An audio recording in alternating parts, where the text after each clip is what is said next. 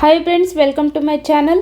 ಈ ವಿಡಿಯೋದಲ್ಲಿ ನಾವು ಕರ್ನಾಟಕ ಶಾಲಾ ಪರೀಕ್ಷೆ ಮತ್ತು ಮೌಲ್ಯ ನಿರ್ಣಯ ಮಂಡಳಿಯವರು ಬಿಟ್ಟಿರ್ತಕ್ಕಂಥ 2025-26ರ ಸಾಲಿನ SSLC ಮಾದರಿ ಪ್ರಶ್ನೆ ಪತ್ರಿಕೆ 2 ವಿಷಯ ಸಮಾಜ ವಿಜ್ಞಾನ. ಈ ಒಂದು ಎರಡನೇ ಮಾದರಿ ಪ್ರಶ್ನೆ ಪತ್ರಿಕೆಯನ್ನು ಈ ವಿಡಿಯೋದಲ್ಲಿ ನಾವು ನೋಡೋಣ. ನೋಡಿ, ಒಟ್ಟು ಎಕ್ಸಾಮ್ಗೆ ಸಮಯ ಎಷ್ಟಿರುತ್ತೆ ಅಂದರೆ 3 ಗಂಟೆ 15 ನಿಮಿಷಗಳು. ಗರಿಷ್ಠ ಅಂಕಗಳು 80.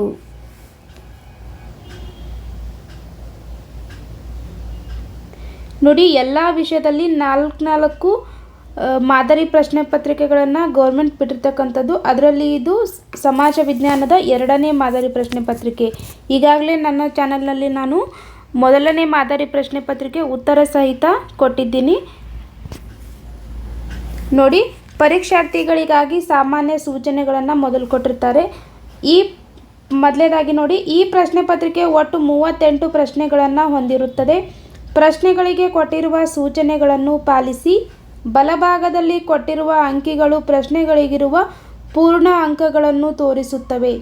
ಇನ್ನು ಪ್ರಶ್ನೆ ಪತ್ರಿಕೆಯನ್ನು ಓದಿಕೊಳ್ಳಲು 15 ನಿಮಿಷಗಳ ಕಾಲಾವಕಾಶವು ಸೇರಿದಂತೆ ಉತ್ತರಿಸಲು ನಿಗದಿಪಡಿಸಲಾದ ಸಮಯವನ್ನು ಪ್ರಶ್ನೆ ಪತ್ರಿಕೆಯ ಮೇಲ್ಭಾಗದಲ್ಲಿ ನೀಡಲಾಗಿದೆ. ಒಟ್ಟು ನಿಮಗೆ ಟೈಮ್ ಎಷ್ಟಿರುತ್ತೆ ಅಂದರೆ 3 ಗಂಟೆ 15 ನಿಮಿಷಗಳು. ನೋಡಿ, ಎಲ್ಲ ಮಾದರಿ ಪತ್ರಿಕೆಗಳು ವೆರಿ ಇಂಪಾರ್ಟೆಂಟ್. ನೀವು ಪ್ರತಿ ವಿಷಯದಲ್ಲಿ 4 ಮಾದರಿ ಪ್ರಶ್ನೆ ಪತ್ರಿಕೆಗಳನ್ನು ಪರ್ಫೆಕ್ಟ್ ಮಾಡಿಕೊಂಡ್ರೆ ಎಕ್ಸಾಮ್ನಲ್ಲಿ ನೀವು ಸುಲಭವಾಗಿ ಅತಿ ಹೆಚ್ಚು ಅಂಕಗಳನ್ನು ಗಳಿಸ್ಬೋದು. ನೋಡಿ, ಮೊದಲೇದಾಗಿ ಈ ಕೆಳಗಿನ ಪ್ರತಿಯೊಂದು ಪ್ರಶ್ನೆಗೆ ಅಥವಾ ಅಪೂರ್ಣ ಹೇಳಿಕೆಗೆ 4 ಆಯ್ಕೆಗಳನ್ನು ನೀಡಲಾಗಿದೆ. ಅವುಗಳಲ್ಲಿ ಒಂದು ಮಾತ್ರ ಸರಿಯಾಗಿದೆ ಅಥವಾ ಹೆಚ್ಚು ಸೂಕ್ತವಾಗಿದೆ. ಸರಿಯಾದ ಉತ್ತರವನ್ನು ಆರಿಸಿ ಪೂರ್ಣ ಉತ್ತರವನ್ನು ಅದರ ಕ್ರಮಾಕ್ಷರದೊಂದಿಗೆ ಬರೆಯಿರಿ. ನೋಡಿ, ಫಸ್ಟ್ ಒನ್, ಹದಿನಾಡು ಎಂಬ ಪಾಳೇಪಟ್ಟಿನ ಮಹಾರಾಣಿಯು ತನ್ನ ಮಗಳನ್ನು ಯದುರಾಯನಿಗೆ ಕೊಟ್ಟು ಮದುವೆ ಮಾಡಿದಳು ಏಕೆಂದರೆ. ಉತ್ತರ ಆಪ್ಷನ್ ಡಿ, ಯದುರಾಯನು ಮಾರನಾಯಕನನ್ನು ಕೊಂದು ಮಹಾರಾಣಿಗೆ ಸಹಾಯ ಮಾಡಿದನು. ಇನ್ನು ಎರಡನೇ ಪ್ರಶ್ನೆ, ಎರಡನೇ ಮಹಾಯುದ್ಧವು ಕೊನೆಗೊಂಡ ವರ್ಷ. ಉತ್ತರ ಆಪ್ಷನ್ ಡಿ, 1945. ನೆಕ್ಸ್ಟ್ ನೋಡಿ, ಮೂರನೇ ಪ್ರಶ್ನೆ, ವಿಶ್ವಸಂಸ್ಥೆಯ ಮುಖ್ಯ ಕಚೇರಿ ಇರುವುದು. ವಿಶ್ವಸಂಸ್ಥೆಯ ಮುಖ್ಯ ಕಚೇರಿ ಅಮೆರಿಕದ ನ್ಯೂಯಾರ್ಕ್ನಲ್ಲಿದೆ. Option D right answer. ಇನ್ನು 4ನೇ ಪ್ರಶ್ನೆ, ನರ್ಮದಾ ಬಚಾವೋ ಆಂದೋಲನದ ನೇತೃತ್ವ ವಹಿಸಿದವರು. Option C Medha Patkar. Next ನೋಡಿ, 5ನೇ ಪ್ರಶ್ನೆ, ಪಶ್ಚಿಮ ಬಂಗಾಳದಲ್ಲಿ ಉಂಟಾಗುವ ಪರಿಸರಣ ಮಳೆ. ಆಪ್ಷನ್ ಬಿ ಕಾಲ ಬೈಸಾಖಿ. ಇನ್ನು 6ನೇ ಪ್ರಶ್ನೆ, ನವಶೇವಾ ಬಂದರನ್ನು ನಿರ್ಮಿಸಲು ಕಾರಣ. ಉತ್ತರ ಆಪ್ಷನ್ ಸಿ, ಮುಂಬೈ ಬಂದರು ಮೇಲಿನ ಹೆಚ್ಚಿನ ಒತ್ತಡವನ್ನು ನಿವಾರಿಸಲು ನವಶೇವಾ ಬಂದರನ್ನು ನಿರ್ಮಿಸಲಾಯಿತು. ಇನ್ನು 7ನೇ ಪ್ರಶ್ನೆ, ವಸತಿಹೀನರಿಗೆ ಮನೆಗಳನ್ನು ನಿರ್ಮಿಸಿಕೊಡಲು ಜಾರಿಗೆ ತಂದಿರುವ ಯೋಜನೆ ಯಾವುದು. ಉತ್ತರ ಆಪ್ಷನ್ ಎ ಆಶ್ರಯ ಯೋಜನೆ.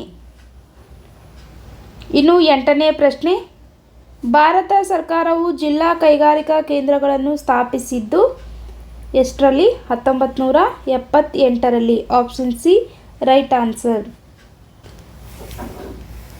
ಇನ್ನು ನೆಕ್ಸ್ಟ್ ನೋಡಿ, ಈ ಪ್ರತಿಯೊಂದು ಪ್ರಶ್ನೆಗೂ ಒಂದು ವಾಕ್ಯದಲ್ಲಿ ಉತ್ತರಿಸಿ. ನೋಡಿ, ಒಟ್ಟು 8 ಪ್ರಶ್ನೆಗಳಿರುತ್ತವೆ. ಪ್ರತಿ ಪ್ರಶ್ನೆಗೂ 1 ಅಂಕ. 8 ಪ್ರಶ್ನೆಗೆ ಸರಿಯಾಗಿ ಉತ್ತರವನ್ನು ಬರೆದರೆ 8 ಅಂಕಗಳು ನಿಮಗೆ ಬರುತ್ತವೆ. 9ನೇ ಪ್ರಶ್ನೆ, ಮಹಲ್ವಾರಿ ಪದ್ಧತಿಯನ್ನು ಯಾರು ಜಾರಿಗೆ ತಂದರು. ಉತ್ತರ RM ಬರ್ಡ್ ಮತ್ತು ಜೇಮ್ಸ್ ಥಾಮ್ಸನ್ ಮಹಲ್ವಾರಿ ಪದ್ಧತಿಯನ್ನು ಜಾರಿಗೆ ತಂದರು. ಇನ್ನು 10ನೇ ಪ್ರಶ್ನೆ, ಹಿಟ್ಲರನು ಬೂದು ಅಂಗಿ ದಳವನ್ನು ಏಕೆ ಸಂಘಟಿಸಿದನು. ಉತ್ತರ ಗಲಭೆಗಳನ್ನು ಮಾಡಿ ಜನರಲ್ಲಿ ಭೀತಿಯನ್ನು ಹುಟ್ಟಿಸಲು ಬೂದು ಅಂಗಿ ದಳವನ್ನು ರಚಿಸಿದನು. ನೆಕ್ಸ್ಟ್ ನೋಡಿ, 11ನೇ ಪ್ರಶ್ನೆ, ಐರೋಪ್ಯ ಒಕ್ಕೂಟದ ಕೇಂದ್ರ ಕಚೇರಿ ಎಲ್ಲಿದೆ. ಉತ್ತರ ಐರೋಪ್ಯ ಒಕ್ಕೂಟದ ಕೇಂದ್ರ ಕಚೇರಿ ಬೆಲ್ಜಿಯಂ ದೇಶದ ಬ್ರುಸೆಲ್ನಲ್ಲಿದೆ. ನೆಕ್ಸ್ಟ್ ನೋಡಿ 12ನೇ ಪ್ರಶ್ನೆ. ಭಾರತ ಸಂವಿಧಾನದ 17ನೇ ವಿಧಿಯ ಮಹತ್ವವೇನು? ಉತ್ತರ, ಅಸ್ಪೃಶ್ಯತೆಯ ಆಚರಣೆಯನ್ನು ನಿಷೇಧಿಸಿದ ಸಂವಿಧಾನದ ವಿಧಿ ಯಾವುದಪ್ಪ ಅಂದರೆ ಭಾರತ ಸಂವಿಧಾನದ 17ನೇ ವಿಧಿ. ಇದೇ ಅದರ ಮಹತ್ವ. ನೆಕ್ಸ್ಟ್ ನೋಡಿ 13ನೇ ಪ್ರಶ್ನೆ. ಕೈಗಾ ವಿರೋಧಿ ಚಳವಳಿಯನ್ನು ಏಕೆ ಪ್ರಾರಂಭಿಸಲಾಯಿತು? ಉತ್ತರ, ಅರಣ್ಯ ನಾಶವನ್ನು ವಿಕಿರಣದಿಂದ ಪರಿಸರ ಮಾಲಿನ್ಯ ಜೀವ ಪ್ರಭೇದಗಳ ಮೇಲೆ ಹಾನಿಯಾಗುತ್ತದೆ ಎಂದು ಚಳವಳಿಯನ್ನು ಪ್ರಾರಂಭಿಸಲಾಯಿತು. ಯಾವ ಚಳವಳಿ? ಕೈಗಾ ವಿರೋಧಿ ಚಳವಳಿ. ಇನ್ನು 14ನೇ ಪ್ರಶ್ನೆ. ಬೆಂಗಳೂರನ್ನು ಭಾರತದ ಸಿಲಿಕಾನ್ ಕಣಿವೆ ಎಂದು ಏಕೆ ಕರೆಯುತ್ತಾರೆ? ಉತ್ತರ, ಬೆಂಗಳೂರು ಮಾಹಿತಿ ತಂತ್ರಜ್ಞಾನದ ಮುಖ್ಯ ಕೇಂದ್ರವಾಗಿರುವುದರಿಂದ ಬೆಂಗಳೂರನ್ನು ಭಾರತದ ಸಿಲಿಕಾನ್ ಕಣಿವೆ ಎಂದು ಕರೆಯುತ್ತಾರೆ. ಇನ್ನು 15ನೇ ಪ್ರಶ್ನೆ. ತೆರಿಗೆ ಎಂದರೇನು? ಉತ್ತರ, ಪ್ರಜೆಗಳು ಯಾವುದೇ ಪ್ರತಿಫಲಾಪೇಕ್ಷವಿಲ್ಲದೆ ಸರ್ಕಾರಕ್ಕೆ ಕೊಡಬೇಕಾದ ಕಡ್ಡಾಯ ವಂತಿಗೆಯನ್ನು ತೆರಿಗೆ ಎನ್ನುವರು. ನೆಕ್ಸ್ಟ್ ನೋಡಿ 16ನೇ ಪ್ರಶ್ನೆ. ಬ್ಯಾಂಕುಗಳು ಹೇಗೆ ಠೇವಣಿದಾರರು ಮತ್ತು ಸಾಲಗಾರರ ನಡುವಿನ ಸಂಪರ್ಕ ಕೊಂಡಿಯಾಗಿವೆ? ಉತ್ತರ, ಗ್ರಾಹಕರ ಉಳಿಕೆ ಹಣವನ್ನು ಠೇವಣಿಗಳ ಮೂಲಕ ಸಂಗ್ರಹಿಸಿ ಅಗತ್ಯ ಇರುವವರಿಗೆ ಸಾಲ ರೂಪದಲ್ಲಿ ಕೊಡುವ ಮೂಲ ಸಂಪರ್ಕ ಕಲ್ಪಿಸುತ್ತದೆ.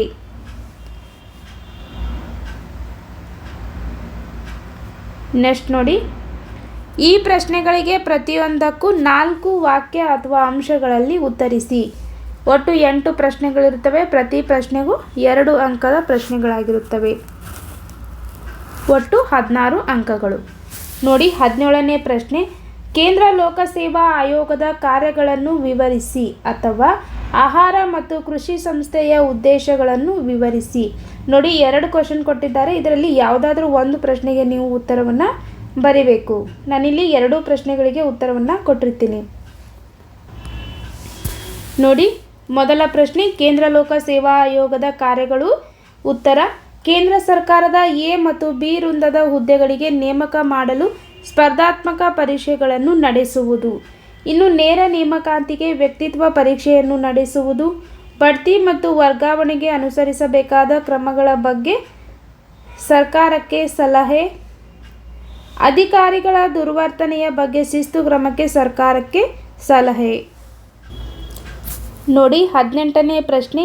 ಬಾಲ್ಯ ವಿವಾಹಗಳನ್ನು ತಡೆಗಟ್ಟಲೇಬೇಕು ಏಕೆ? ಅಥವಾ ಅಸ್ಪೃಶ್ಯತೆ ಒಂದು ಸಾಮಾಜಿಕ ಪಿಡುಗಾಗಿದೆ ಹೇಗೆ? ನೋಡಿ, ಮೊದಲನೇದಾಗಿ ಬಾಲ್ಯ ವಿವಾಹವನ್ನು ತಡೆಗಟ್ಟಲೇಬೇಕು. ಏಕೆಂದರೆ ಹೆಣ್ಣು ಮಕ್ಕಳ ಮೇಲಿನ ದೌರ್ಜನ್ಯ, ಹಿಂಸೆ ಹೆಚ್ಚಾಗುತ್ತದೆ. ಮಕ್ಕಳ ಹಕ್ಕುಗಳ ಉಲ್ಲಂಘನೆ, ಅಪೌಷ್ಟಿಕತೆ, ಅನಾರೋಗ್ಯ ಮತ್ತು ಗರ್ಭಪಾತಗಳಿಗೆ ಕಾರಣ. ರಕ್ತಹೀನತೆ ಉಂಟಾಗುತ್ತದೆ. ಶಿಶು ಮರಣ, ತಾಯಂದಿರ ಮರಣಕ್ಕೆ ಕಾರಣವಾಗುತ್ತದೆ. ಇನ್ನು ಬಾಲ್ಯ ಶಿಕ್ಷಣ, ಗೆಳೆಯರ ಒಡನಾಟಕ್ಕೆ ಧಕ್ಕೆ. ಇನ್ನು 2ನೇ ಪ್ರಶ್ನೆ. ಅಸ್ಪೃಶ್ಯತೆಯು ಒಂದು ಸಾಮಾಜಿಕ ಪಿಡುಗಾಗಿದೆ ಹೇಗೆ? ಉತ್ತರ, ಭಾರತದಲ್ಲಿ ಸ್ತರವಿನ್ಯಾಸ ವ್ಯವಸ್ಥೆಯನ್ನು ಜಾತಿ ಪದ್ಧತಿಯಲ್ಲಿ ಗುರುತಿಸಲಾಗಿದೆ. ಭಾರತೀಯ ಜನರು ಸಾವಿರಾರು ಜಾತಿ ಸಮೂಹಗಳಲ್ಲಿ ಹಂಚಿ ಹೋಗಿದ್ದಾರೆ. ಈ ಜಾತಿಗಳಲ್ಲಿ ಕೆಲವು ಮೇಲು ಜಾತಿ, ಕೆಲವು ಕೀಳು ಜಾತಿ ಎನಿಸಿಕೊಂಡಿವೆ. ಇನ್ನು ಅಸ್ಪೃಶ್ಯರನ್ನು ಸಮಾಜದ ಕಡೆಯ ಹಂತದವರೆಂದು ಪರಿಗಣಿಸಿತ್ತು. ಇನ್ನು ಅಸ್ಪೃಶ್ಯತೆ ನಮ್ಮ ಸಮಾಜದ ಅಮಾನುಷವಾದ ಆಚರಣೆಯಾಗಿದೆ. ಕೆಳಜಾತಿಗಳು ಸಾಮಾಜಿಕ, ಸಾಂಸ್ಕೃತಿಕ, ಧಾರ್ಮಿಕ, ಶೈಕ್ಷಣಿಕ ಹಾಗೂ ರಾಜಕೀಯ ಅವಕಾಶದಿಂದ ವಂಚಿತವಾದವು. ಮಹಾತ್ಮ ಗಾಂಧೀಜಿಯವರು ಅಸ್ಪೃಶ್ಯತೆ ಹಿಂದೂ ಸಮಾಜಕ್ಕೆ ಹತ್ತಿದ ಕಳಂಕ ಎಂದು ಹೇಳಿದ್ದಾರೆ. ನೆಕ್ಸ್ಟ್ ನೋಡಿ 19ನೇ ಪ್ರಶ್ನೆ.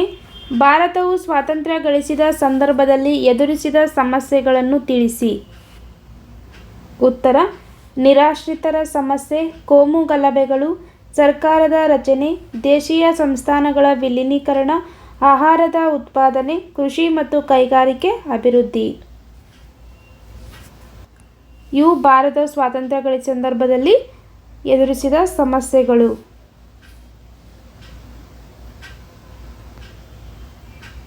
20ನೇ ಪ್ರಶ್ನೆ. ಭಾರತದಲ್ಲಿ ಬ್ರಿಟಿಷರು ತಮ್ಮ ಸಾಮ್ರಾಜ್ಯ ವಿಸ್ತರಣೆಗೆ ದತ್ತು ಮಕ್ಕಳಿಗೆ ಹಕ್ಕಿಲ್ಲ ಎಂಬ ನೀತಿಯನ್ನು ಒಂದು ಅಸ್ತ್ರವಾಗಿ ಬಳಸಿದರು. ಸಮರ್ಥಿಸಿ.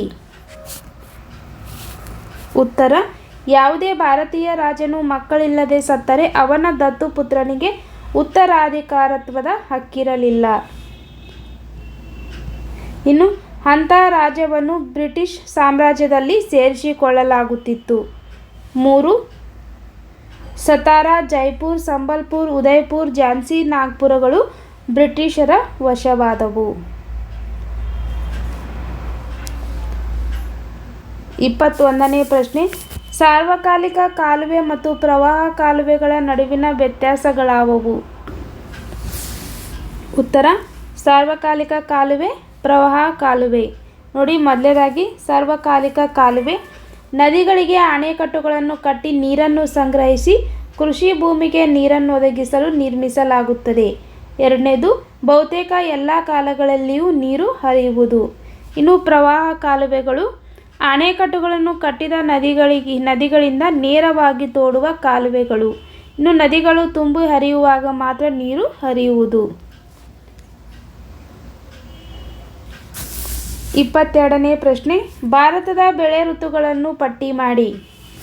ಉತ್ತರ: ಮುಂಗಾರು ಅಥವಾ ಖಾರಿಫ್ ಬೇಸಾಯ, ಹಿಂಗಾರು ಅಥವಾ ಚಳಿಗಾಲದ ಅಥವಾ ರಬಿ ಬೇಸಾಯ, ಬೇಸಿಗೆಯ ಅಥವಾ ಜೇಡ್ ಬೇಸಾಯ.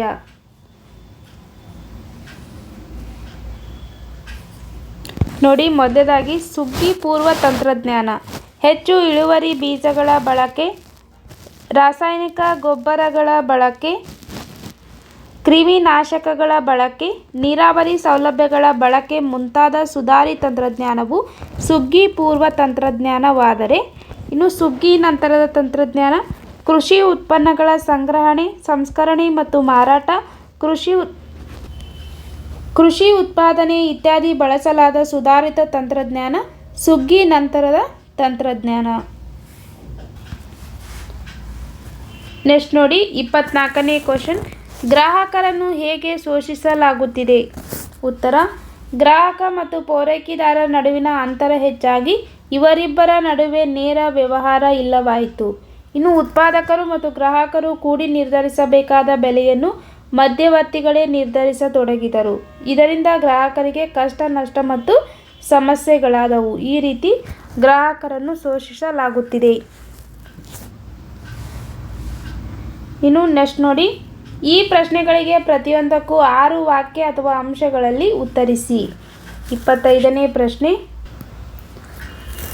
ಡಚ್ಚರ ವಿರುದ್ಧದ ಮಾರ್ತಾಂಡವರ್ಮನ ಹೋರಾಟವನ್ನು ವಿವರಿಸಿ, ಅಥವಾ ಭಾರತದಲ್ಲಿ ಬ್ರಿಟಿಷ್ ಶಿಕ್ಷಣ ವ್ಯವಸ್ಥೆಯು ಬೀರಿದ ಪರಿಣಾಮಗಳನ್ನು ವಿವರಿಸಿ. ಮೊದಲನೇದಾಗಿ ನೋಡಿ, ಡಚ್ಚರ ವಿರುದ್ಧ ಮಾರ್ತಾಂಡವರ್ಮನ ಹೋರಾಟವನ್ನು ವಿವರಿಸಿ.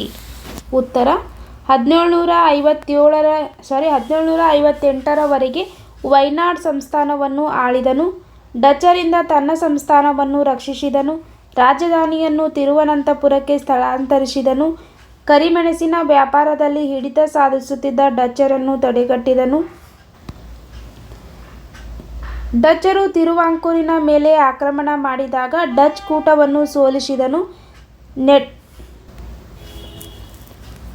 ನೆಡುಮಂಗಡ ಮತ್ತು ಕೊಟ್ಟಾರಕರ ವ್ಯಾಪಾರಿ ಕೇಂದ್ರಗಳನ್ನು ವಶಪಡಿಸಿಕೊಂಡನು. 1741ರಲ್ಲಿ ಡಚ್ಚರು ತಿರುವಾಂಕೂರಿನ ಮೇಲೆ ಯುದ್ಧ ಸಾರಿದರು. ಮಾರ್ತಾಂಡವರ್ಮ ಡಚ್ಚರನ್ನು ಹಿಮ್ಮೆಟ್ಟಿಸಿದನು. 1753ರ ಒಪ್ಪಂದದ ಪ್ರಕಾರ ಡಚ್ಚರು ಸಂಪೂರ್ಣ ಅಧಿಕಾರವನ್ನು ಒಪ್ಪಿಸಿ ಶರಣಾದರು. ಇನ್ನು 2ನೇ ಪ್ರಶ್ನೆ. ಭಾರತದಲ್ಲಿ ಬ್ರಿಟಿಷ್ ಶಿಕ್ಷಣ ವ್ಯವಸ್ಥೆ ಬೀರಿದ ಪರಿಣಾಮಗಳನ್ನು ವಿವರಿಸಿ. ನೋಡಿ, ಉತ್ತರ: ಆಧುನಿಕತೆ, ಜಾತ್ಯತೀತತೆ, ಪ್ರಜಾಪ್ರಭುತ್ವ ಹಾಗೂ ವೈಜ್ಞಾನಿಕ ಆಲೋಚನಾ ಕ್ರಮದ ಬೆಳವಣಿಗೆ, ರಾಷ್ಟ್ರೀಯವಾದಿ ದೃಷ್ಟಿಕೋನದ ಬೆಳವಣಿಗೆ, ಸ್ಥಳೀಯ ಭಾಷೆಗಳು ಮತ್ತು ಸಾಹಿತ್ಯ ರಚನೆಗೆ ಪ್ರೋತ್ಸಾಹ, ವೃತ್ತಪತ್ರಿಕೆಗಳು ಹುಟ್ಟಿ ಬೆಳೆಯಲಾರಂಭಿಸಿದವು, ಹೊಸ ಸಾಮಾಜಿಕ ಮತ್ತು ಧಾರ್ಮಿಕ ಸುಧಾರಣಾ ಚಳುವಳಿಗಳು ಹುಟ್ಟಿಕೊಂಡವು. ಇನ್ನು ಭಾರತೀಯ ವಿದ್ಯಾವಂತರ ಆಲೋಚನಾ ಕ್ರಮದಲ್ಲಿ ನಾವೀನ್ಯತೆ ಉಂಟಾಯಿತು. ಭಾರತೀಯ ಸಾಂಸ್ಕೃತಿಕ ಪರಂಪರೆಗಳ ಅರಿವು ಉಂಟಾಯಿತು. ನೆಕ್ಸ್ಟ್ ನೋಡಿ 26ನೇ ಪ್ರಶ್ನೆ, ನಿತ್ಯ ಹರಿದ್ವರ್ಣ ಅರಣ್ಯಗಳು ಹಾಗೂ ಎಲೆ ಉದುರಿಸುವ ಮಾನ್ಸೂನ್ ಅರಣ್ಯಗಳ ನಡುವಿನ ವ್ಯತ್ಯಾಸಗಳೇನು? ಅಥವಾ ಗ್ಲೋಬಲ್ ಪೊಸಿಷನಿಂಗ್ ಸಿಸ್ಟಮ್ನ ಉಪಯೋಗಗಳೇನು? ನೋಡಿ, ಮೊದಲನೇ ಪ್ರಶ್ನೆಗೆ ಉತ್ತರ ನಿತ್ಯ ಹರಿದ್ವರ್ಣದ ಅರಣ್ಯಗಳು, ಎಲೆ ಉದುರಿಸುವ ಅರಣ್ಯಗಳು. ನೋಡಿ, ನಿತ್ಯ ಹರಿದ್ವರ್ಣ ಅರಣ್ಯಗಳು 250 ಸೆಂಟಿಮೀಟರ್ಗಿಂತ ಅಧಿಕ ಮಳೆ ಬೀಳುವ ಪ್ರದೇಶಗಳಲ್ಲಿ ಹರಡಿವೆ. ಇನ್ನು ಪಶ್ಚಿಮ ಘಟ್ಟಗಳು ಅಸ್ಸಾಂ, ಮೇಘಾಲಯ, ತ್ರಿಪುರಾ, ಮಣಿಪುರ್, ಅಂಡಮಾನ್ ನಿಕೋಬಾರ್ ಹಾಗೂ ಲಕ್ಷದ್ವೀಪಗಳಲ್ಲಿ ಕಂಡುಬರುತ್ತವೆ. ವರ್ಷವಿಡೀ ಹಸಿರಾಗಿರುತ್ತವೆ. ಇನ್ನು ಎಲೆ ಉದುರಿಸುವ ಅರಣ್ಯಗಳು 75ರಿಂದ 250 ಸೆಂಟಿಮೀಟರ್ ಮಳೆ ಬೀಳುವ ಪ್ರದೇಶಗಳಲ್ಲಿ ಹರಡಿವೆ. ಇವು ಭಾರತದಲ್ಲಿ ಅತಿ ಹೆಚ್ಚು ವಿಸ್ತಾರವಾಗಿ ಹರಡಿವೆ. ನಿರ್ದಿಷ್ಟ ಒಣ ಹವೆಯ ಋತುವಿನಲ್ಲಿ ಎಲೆ ಉದುರಿಸುವವು ಭಾರತದ ಒಟ್ಟು ಅರಣ್ಯ ಪ್ರದೇಶದ 65.50% ಭಾಗಗಳಲ್ಲಿ ಹರಡಿವೆ. ಇನ್ನು ಎರಡನೇ ಪ್ರಶ್ನೆ, ಗ್ಲೋಬಲ್ ಪೊಸಿಷನಿಂಗ್ ಸಿಸ್ಟಮ್ನ ಉಪಯೋಗಗಳು.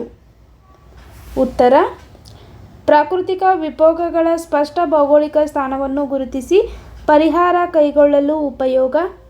ಅರಣ್ಯ ಹಾಗೂ ಪರ್ವತ ಚಾರಣ ಮಾಡುವವರಿಗೆ ಮಾರ್ಗ ತಿಳಿಯಲು ಉಪಯುಕ್ತ. ಸಾರಿಗೆ ನಿರ್ವಹಣೆಯಲ್ಲಿಯೂ ಇದರ ಬಳಕೆ ಹೆಚ್ಚಾಗಿದೆ.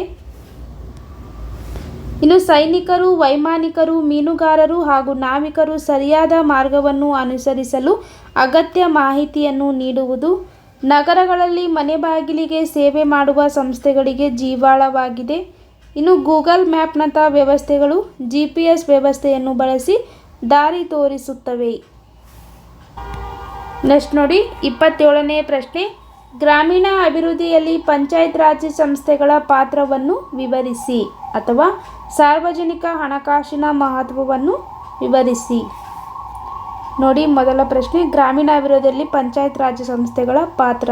ಉತ್ತರ, ಅಭಿವೃದ್ಧಿಯಲ್ಲಿ ಗ್ರಾಮದ ಜನರು ಪಾಲ್ಗೊಳ್ಳುವಂತೆ ಮಾಡುವುದು.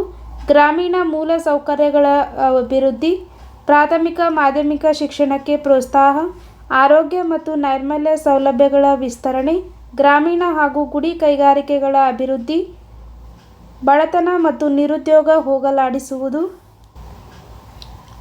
ವಸತಿಹೀನರಿಗೆ ಮನೆಗಳನ್ನು ನಿರ್ಮಿಸಿ ಕೊಡಬಹುದು, ಬಡ ಜನರಿಗೆ ಆಹಾರ ಧಾನ್ಯ ಒದಗಿಸುವುದು, ಸಮಾಜ ಕಲ್ಯಾಣ ಸೇವೆಗಳನ್ನು ಒದಗಿಸಬಹುದು. ಇನ್ನು ಗ್ರಾಮೀಣ ಕಲೆ ಸಂಸ್ಕೃತಿ ಶ್ರೀಮಂತಗೊಳ್ಳುತ್ತದೆ. ಇನ್ನು ಎರಡನೇ ಪ್ರಶ್ನೆ, ಸಾರ್ವಜನಿಕ ಹಣಕಾಸಿನ ಮಹತ್ವವನ್ನು ವಿವರಿಸಿ. ಉತ್ತರ, ದೇಶದ ಅಭಿವೃದ್ಧಿಯನ್ನು ಬಿಂಬಿಸುತ್ತದೆ. ದೇಶದ ಸಂಪನ್ಮೂಲಗಳನ್ನು ಉತ್ಪಾದನಾಂಗಗಳಲ್ಲಿ ಸಮರ್ಪಕವಾಗಿ ಹಂಚುತ್ತದೆ. ಉತ್ಪಾದನೆಯನ್ನು ಗರಿಷ್ಠೀಕರಣಗೊಳಿಸುತ್ತದೆ. ದೇಶದಲ್ಲಿ ಶಾಂತಿಯನ್ನು ತರುವಂತೆ ಮಾಡುತ್ತದೆ. ಪ್ರಜೆಗಳ ಕಲ್ಯಾಣವನ್ನು ಮಾಡುತ್ತದೆ. ಬಂಡವಾಳ ಹೆಚ್ಚುವಂತೆ ಮಾಡುತ್ತದೆ. ಇನ್ನು ಸಮತೋಲಿತ ಅಭಿವೃದ್ಧಿಯನ್ನು ಖಾತರಿಪಡಿಸುತ್ತದೆ. ನೆಕ್ಸ್ಟ್ ನೋಡಿ, 28ನೇ ಪ್ರಶ್ನೆ, ಬ್ಯಾಂಕ್ ಖಾತೆಯನ್ನು ತೆರೆಯುವುದರಿಂದಾಗುವ ಅನುಕೂಲಗಳಾವವು? ಅಥವಾ ಉದ್ಯಮಿಗಳ ಕಾರ್ಯಗಳಾವವು? ಮೊದಲನೇದಾಗಿ ನೋಡಿ, ಬ್ಯಾಂಕ್ ಖಾತೆಯನ್ನು ತೆಗೆಯುವುದರಿಂದ ಆಗುವ ಅನುಕೂಲಗಳು. ಉತ್ತರ, ಸಾರ್ವಜನಿಕರಿಂದ ಠೇವಣಿಯನ್ನು ಅಂಗೀಕರಿಸುವುದು, ಸಾಲಗಳನ್ನು ಕೊಡುವುದು, ಹಣವನ್ನು ವರ್ಗಾಯಿಸುವುದು, ಭದ್ರತಾ ಕಪಾಟುಗಳನ್ನು ಬಾಡಿಗೆಗೆ ಕೊಡುವುದು, ಖರ್ಚು ಕಾರ್ಡು ಮತ್ತು ಜಮಾ ಕಾರ್ಡು ಕೊಡುವುದು. ಹಣದ ವಹಿವಾಟನ್ನು ಮಾಡುತ್ತವೆ. ಹಣದ ಭದ್ರತೆಯನ್ನು ಕಾಪಾಡುತ್ತವೆ. ಸಹಿಗಳಿಗೆ ಜವಾಬ್ದಾರಿಯನ್ನು ಹಾಕುವುದು, ಸಾಲಪತ್ರಗಳನ್ನು ಮತ್ತು ಜವಾಬ್ದಾರಿ ಪತ್ರ ಕೊಡುವುದು, ಸರ್ಕಾರದ ಹಣಕಾಸಿನ ವ್ಯವಹಾರ ನಿರ್ವಹಿಸುವುದು, ಜಮಾ ಕಾರ್ಡು ಕೊಡುವುದು, ಖಾಸಗಿ ಸಾಲಗಳು, ಮನೆ ಕಟ್ಟಲು, ವಾಹನ ಖರೀದಿಸಲು ಸಾಲ ಕೊಡುವುದು. ಇನ್ನು ವ್ಯಾಪಾರಕ್ಕೆ ಬೇಕಾದ ಸಾಲಗಳು, ಭದ್ರತಾ ಅಥವಾ ರಕ್ಷಣಾ ಕಪಾಟುಗಳನ್ನು ಕೊಡುವುದು. ಡೆಬಿಟ್ ಕಾರ್ಡುಗಳು, ಭರವಸೆ ಸೇವೆಗಳು, ಹಣದ ಭದ್ರತೆಯನ್ನು ಕಾಪಾಡುವುದು, ಹಣದ ಪಾವತಿಗಳನ್ನು ಮಾಡಲು ಸಹಾಯ ಮಾಡುತ್ತದೆ, ಹಣ ವಸೂಲು ಮಾಡಲು ಸಹಾಯ ಮಾಡುತ್ತದೆ, ಸಾಲ ಪಡೆಯಲು ಸಾಧ್ಯವಾಗುತ್ತದೆ, ವ್ಯವಹಾರಗಳನ್ನು ಸುಗಮವಾಗಿ ನಡೆಸಲು ಸಾಧ್ಯವಾಗುತ್ತದೆ, ಭದ್ರತಾ ಕಪಾಟುಗಳನ್ನು ಪಡೆಯಬಹುದು. ಇನ್ನು ಎರಡನೇ ಪ್ರಶ್ನೆ, ಉದ್ಯಮಿಗಳ ಕಾರ್ಯಗಳಾವವು? ಉತ್ತರ, ವ್ಯಾಪಾರ ಚಟುವಟಿಕೆಗಳನ್ನು ಅನೇಕ ಯೋಜನೆಗಳ ಮೂಲಕ ಪ್ರಾರಂಭಿಸುತ್ತಾನೆ. ಉತ್ಪಾದನಾಂಗಗಳನ್ನು ಸಂಯೋಜಿಸುತ್ತಾನೆ. ಉತ್ಪಾದಿಸುವ ವಸ್ತುಗಳ ಬಗ್ಗೆ ನಿರ್ಧಾರ ಕೈಗೊಳ್ಳುತ್ತಾನೆ. ಎಲ್ಲ ಅಂಶಗಳನ್ನು ಸಂಯೋಜಿಸುತ್ತಾನೆ. ಹೊಸ ಹೊಸ ವಿಧಾನಗಳನ್ನು ರೂಢಿಗೆ ತರುತ್ತಾನೆ. ತನ್ನ ಉದ್ಯಮದ ಆಯವ್ಯಯವನ್ನು ನಿಭಾಯಿಸುತ್ತಾನೆ. ಕಷ್ಟ ನಷ್ಟಗಳು ಮತ್ತು ಅನಿಶ್ಚಿತತೆಗಳನ್ನು ಎದುರಿಸುತ್ತಾನೆ. ವ್ಯಾಪಾರದ ಮಾರ್ಗಗಳನ್ನು ತಿಳಿಸಿ ಅದು ಕಾರ್ಯಗತಗೊಳ್ಳಲು ಮಾರ್ಗದರ್ಶನ ನೀಡುತ್ತಾನೆ. ನೆಕ್ಸ್ಟ್ ನೋಡಿ 29ನೇ ಪ್ರಶ್ನೆ. ಸಾಮಾಜಿಕ ಸುಧಾರಣೆಗೆ ರಾಜಾರಾಮ್ ಮೋಹನ್ ರಾಯರ ಕೊಡುಗೆಗಳನ್ನು ವಿವರಿಸಿ. ಉತ್ತರ: ಬ್ರಹ್ಮ ಸಮಾಜದ ಸಂಸ್ಥಾಪಕರಲ್ಲಿ ಪ್ರಮುಖರು. ಭಾರತೀಯ ನವೋದಯ ಜನಕ ಎನಿಸಿದ್ದಾರೆ. Sanskrit, Arabic, English, French, Greek, Latin ಭಾಷೆಗಳಲ್ಲಿ ಪಾಂಡಿತ್ಯವನ್ನು ಹೊಂದಿದ್ದರು. ಹಿಂದೂ, ಮುಸ್ಲಿಂ, ಕ್ರೈಸ್ತ, ಬೌದ್ಧ ಧರ್ಮಗಳ ಅಧ್ಯಯನ, ಮೂರ್ತಿ ಪೂಜೆಯನ್ನು ಪ್ರಶ್ನಿಸಿದರು. ಆಧುನಿಕ ವಿಜ್ಞಾನ ಮತ್ತು ಇಂಗ್ಲಿಷ್ ಶಿಕ್ಷಣ ಅವಶ್ಯವೆಂದರು. ಸ್ತ್ರೀ ಶೋಷಣೆಯನ್ನು ವಿರೋಧಿಸಿದರು. ಸತಿ ಪದ್ಧತಿ, ಬಾಲ್ಯ ವಿವಾಹಗಳ ವಿರುದ್ಧ ಹೋರಾಟ, ಸತಿ ಸಹಗಮನ ಪದ್ಧತಿ ವಿರುದ್ಧದ ಕಾಯ್ದೆಯನ್ನು ಬೆಂಬಲಿಸಿದರು. ಸಂವಾದ ಕೌಮುದಿ ಪತ್ರಿಕೆಯನ್ನು ಆರಂಭಿಸಿದರು. 30ನೇ ಪ್ರಶ್ನೆ. ಭಾರತ ಪ್ರಥಮ ಸ್ವಾತಂತ್ರ್ಯ ಸಂಗ್ರಾಮದ ಆರ್ಥಿಕ ಕಾರಣಗಳನ್ನು ವಿವರಿಸಿ. ಉತ್ತರ: ಕರಕುಶಲತೆ ಮತ್ತು ದೇಶೀಯ ಕೈಗಾರಿಕೆಗಳು ಕ್ಷೀಣಿಸಿದವು. ಭಾರತದ ಕರಕುಶಲಗಾರರು ನಿರುದ್ಯೋಗಿಗಳಾದರು. ಗೃಹ ಕೈಗಾರಿಕೆಗಳು ನಷ್ಟ ಅನುಭವಿಸಿ ಶಿಥಿಲಗೊಂಡವು. ಭಾರತದ ವಸ್ತುಗಳ ಮೇಲೆ ದುಬಾರಿ ಸುಂಕವನ್ನು ಹೇರಿದರು. ಜಮೀನ್ದಾರರು ಕೃಷಿಕರನ್ನು ಶೋಷಿಸುತ್ತಿದ್ದನು. ಕೃಷಿಕರು ಆರ್ಥಿಕ ಸಂಕಷ್ಟ ಅನುಭವಿಸಿದರು. ಇನಾಮ್ ಆಯೋಗದ ಮೂಲಕ ಇನಾಮ್ ಭೂಮಿ ಹಿಂಪಡೆಯಲಾಯಿತು. ಇನ್ನು 31ನೇ ಪ್ರಶ್ನೆ. ಮಾನವ ಹಕ್ಕುಗಳನ್ನು ಸಂರಕ್ಷಿಸಲು ಭಾರತವು ಹೇಗೆ ಪ್ರಯತ್ನಿಸುತ್ತಿದೆ?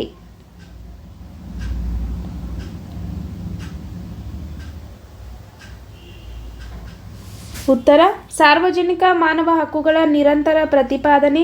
ಸಂವಿಧಾನದಲ್ಲಿ ಮೂಲಭೂತ ಹಕ್ಕುಗಳನ್ನು ನಮೂದಿಸಿದೆ.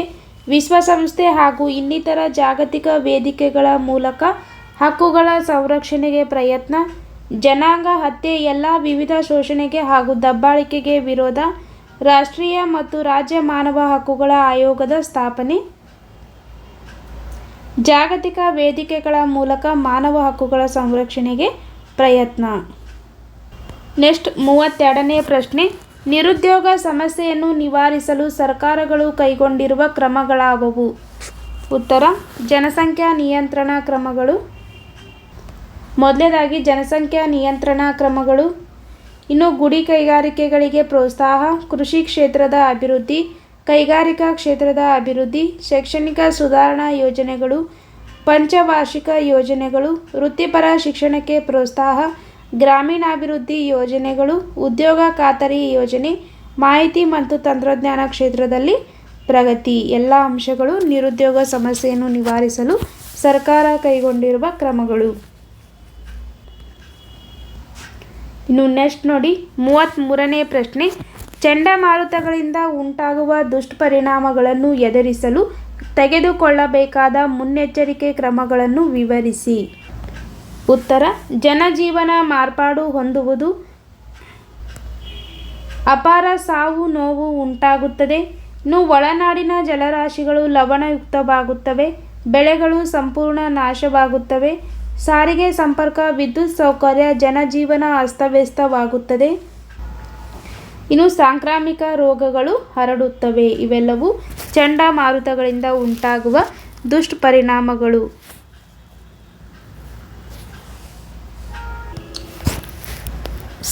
ಆಗಲೇ ಹೇಳಿದ ಉತ್ತರ ತಪ್ಪಾಗಿತ್ತು. ಈಗ ನೋಡಿ ಸರಿಯಾದ ಉತ್ತರ. ಚಂಡಮಾರುತಗಳಿಂದ ಉಂಟಾಗುವ ದುಷ್ಪರಿಣಾಮಗಳನ್ನು ಎದುರಿಸಲು ತೆಗೆದುಕೊಳ್ಳಬೇಕಾದ ಮುನ್ನೆಚ್ಚರಿಕೆ ಕ್ರಮಗಳನ್ನು ವಿವರಿಸಿ. ಉತ್ತರ: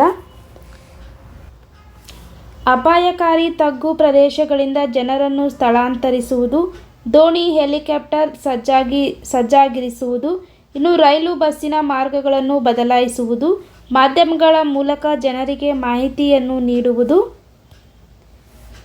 ಉಡುಪುಗಳನ್ನು ಸಂಗ್ರಹಿಸುವುದು, ಔಷಧ ಮತ್ತು ವೈದ್ಯಕೀಯ ನೆರವಿಗಾಗಿ ಸಿದ್ಧರಾಗಿರುವುದು, ಸೇನಾ ತುಕಡಿಯನ್ನು ಸಿದ್ಧಗೊಳಿಸುವುದು. ಇವೆಲ್ಲವೂ ಚಂಡಮಾರುತಗಳಿಂದ ಉಂಟಾಗುವ ದುಷ್ಪರಿಣಾಮಗಳನ್ನು ಎದುರಿಸಲು ತೆಗೆದುಕೊಳ್ಳಬೇಕಾದಂಥ ಮುನ್ನೆಚ್ಚರಿಕೆ ಕ್ರಮಗಳು.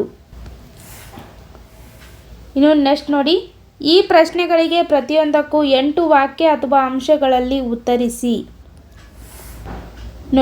ನೋಡಿ 4 ಪ್ರಶ್ನೆಗಳು 4 ಅಂಕಗಳನ್ನು ಹೊಂದಿರುತ್ತದೆ. ಒಟ್ಟು 16 ಅಂಕದ ಪ್ರಶ್ನೆಗಳು.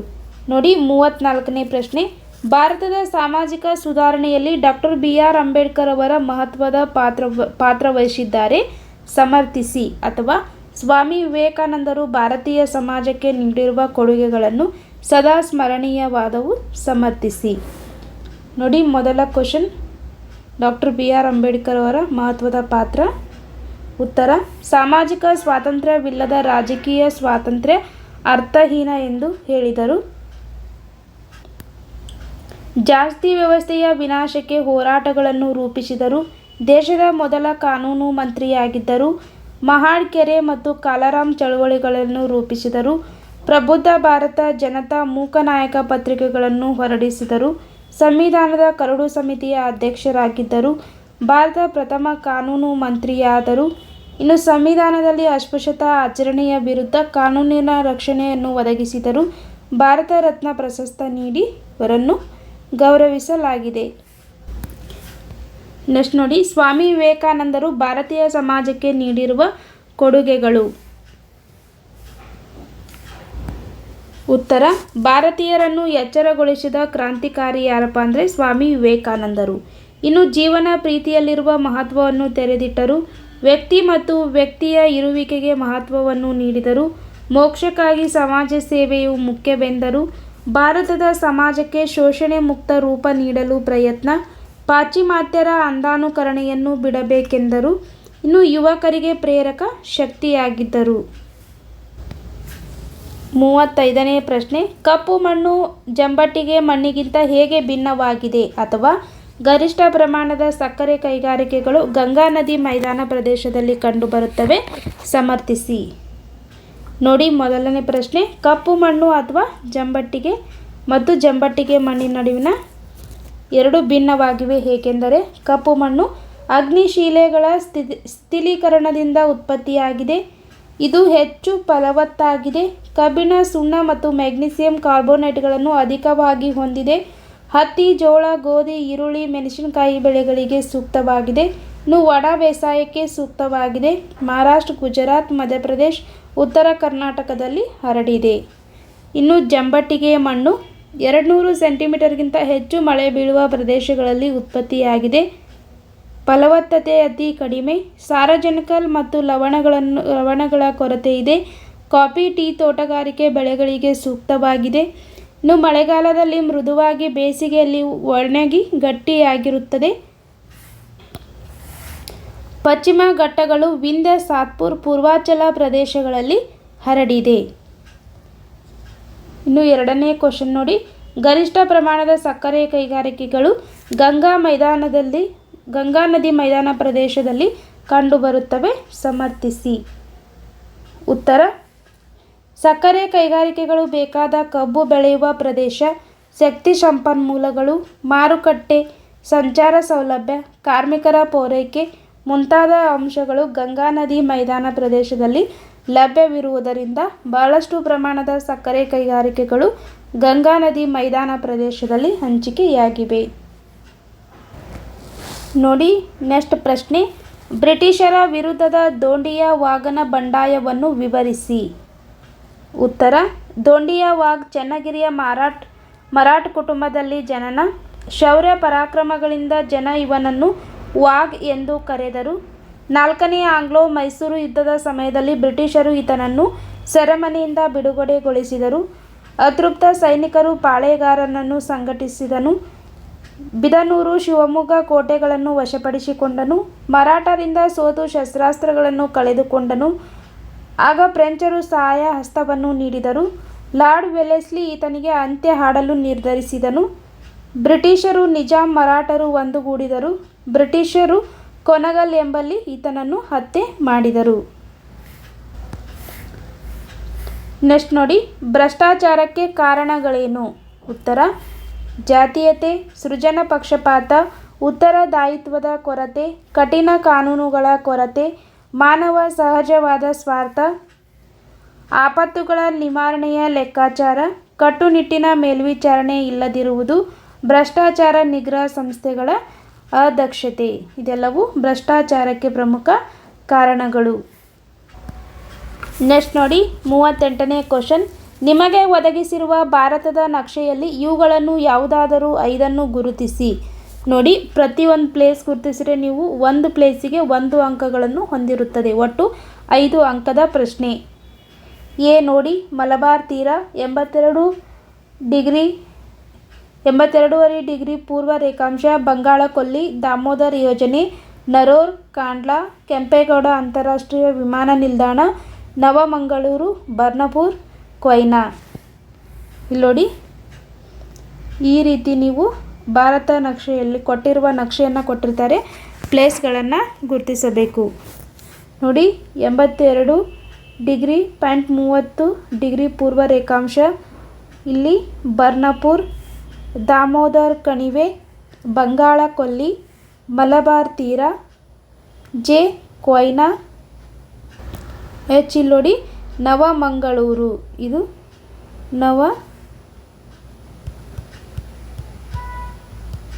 ನವಮಂಗಳೂರು. ನುಜಿ ಕೆಂಪೇಗೌಡ ಅಂತಾರಾಷ್ಟ್ರೀಯ ವಿಮಾನ ನಿಲ್ದಾಣ, ಕಾಂಡ್ಲಾ, ನರೋರ್. ಈ ರೀತಿ ಕೊಟ್ಟಿರ್ತಕ್ಕಂಥ ಭಾರತ ನಕ್ಷೆಯಲ್ಲಿ ಯಾವುದಾದರೂ 5 ಪ್ರದೇಶಗಳನ್ನು ಸರಿಯಾಗಿ ಗುರುತಿಸಿದರೆ ನಿಮಗೆ 5 ಅಂಕಗಳು ಬರುತ್ತವೆ. ಇಲ್ಲಿಗೆ 2026 ಎಕ್ಸಾಮ್ ಸಲುವಾಗಿ ಬಿಟ್ಟಿರ್ತಕ್ಕಂಥ ಮಾದರಿ ಪ್ರಶ್ನೆ ಪತ್ರಿಕೆ 2 ಸಮಾಜ ವಿಜ್ಞಾನ ಮುಗಿತು. ಇನ್ನು ಮುಂದಿನ ಎಲ್ಲ ಒಂದು ಮಾದರಿ ಪ್ರಶ್ನೆ ಪತ್ರಿಕೆಗಳಿಗಾಗಿ ನಮ್ಮ ಚಾನಲನ್ನು ಸಬ್ಸ್ಕ್ರೈಬ್ ಮಾಡಿ, ಈ ವಿಡಿಯೋನ ನಿಮ್ಮ ಫ್ರೆಂಡ್ಸ್ಗೆ ಶೇರ್ ಮಾಡಿ. ನಿಮಗೆ ಯಾವುದೇ ವಿಷಯದ ಒಂದು ಮಾದರಿ ಪ್ರಶ್ನೆ ಪತ್ರಿಕೆ ಅಥವಾ LBA ಪ್ರಶ್ನೋತ್ತರಗಳು ಬೇಕಾದರೆ ಕಮೆಂಟ್ ಬಾಕ್ಸಲ್ಲಿ ಕಮೆಂಟ್ ಮಾಡಿ ಅಂತ ಹೇಳ್ತಾ, ವಿಡಿಯೋ ನೋಡಿದ್ದಕ್ಕಾಗಿ ಧನ್ಯವಾದಗಳು.